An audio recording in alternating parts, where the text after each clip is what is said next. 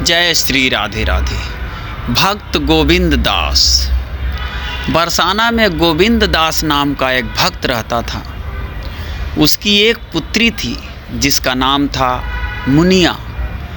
गोविंद दास के परिवार में मुनिया के अलावा कोई नहीं था। गोविंद दास सारा दिन अपना काम करते और शाम को श्री जी के मंदिर में जाते, दर्शन करते और जो भी संत मंदिर में रुके हुए होते उनकी सेवा करते और उनके साथ सत्संग करते।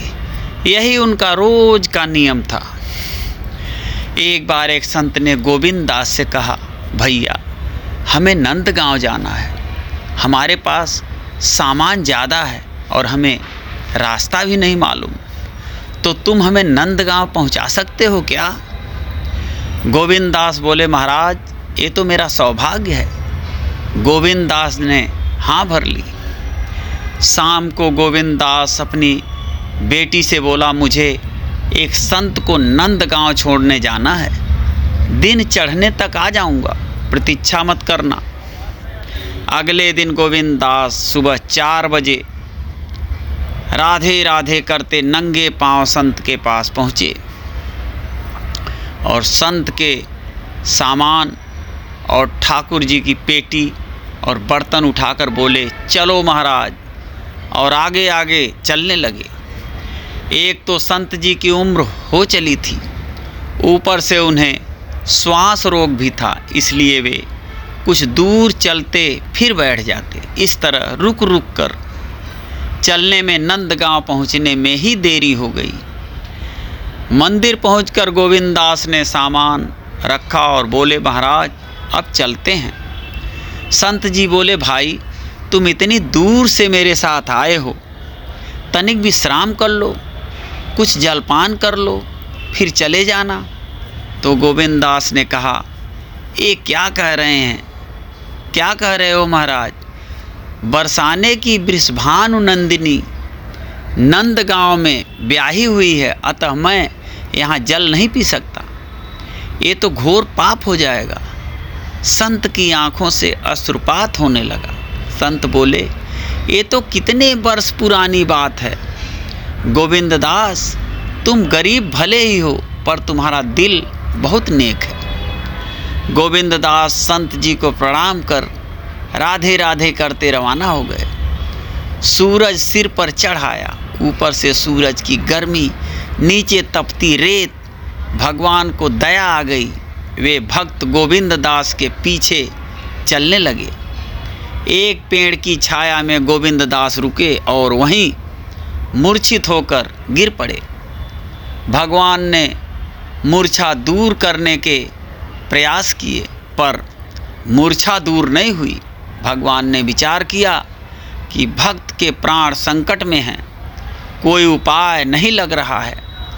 गोविंद दास राधा रानी का भक्त है, वे ही इस प्राणों की रक्षा कर सकती है, तो उनको ही बुलाया जाए। इतना सोचते ही भगवान राधा रानी के महल की तरफ दौड़ पड़े।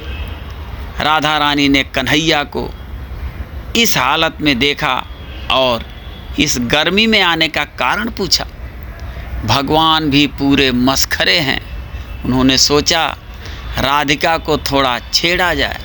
उन्होंने कहा, तुम्हारे पिताजी बरसाना और नंदगांव की डगर में पड़े हैं, तुम चलकर संभालो।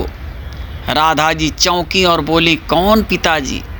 भगवान ने सोचा विलंब करना ठीक नहीं है, भक्त के प्राण संकट में हैं, इसलिए राधा को सारी बात समझाई और चलने को कहा। यह भी कहा कि तुमको गोविंद दास की बेटी के रूप में भोजन जल लेकर चलना है। राधा जी तैयार होकर पहुंची। पिताजी पिताजी आवाज़ लगाई और जल पिलाया। गोविंद दास जागे और बेटी से बोले, तू यहाँ कैसे? राधा जी बोली, घर पर हरिया काका आए हैं आपसे मिलने को, तो आपको बुलाने आ गई। आते आते भोजन भी ले आई हूँ, आप भोजन कर लीजिए। गोविंद दास भोजन लेने गए तो राधा जी ने कहा, मैं घर पर मेहमानों को संभालती हूँ, आप आ जाना। कुछ दूरी के बाद राधा रानी अदृश्य हो गईं। गोविंद दास ने ऐसा भोजन कभी नहीं पाया। शाम को घर आकर गोविंद दास बेटी के चरणों में गिर पड़े। बेटी ने कहा, आप ये क्या कर रहे हैं? गोविंद दास ने कहा, आज तुमने भोजन जल जलाकर मेरे प्राण बचा दिए। भोजन और जल ला करके मेरे प्राण बचा लिए, नहीं तो आज मेरे प्राण ही निकल गए होते। बेटी ने कहा, मैं तो कहीं गई ही नहीं पिताजी। गोविंद दास ने कहा, अच्छा बता, हरिया कहाँ है?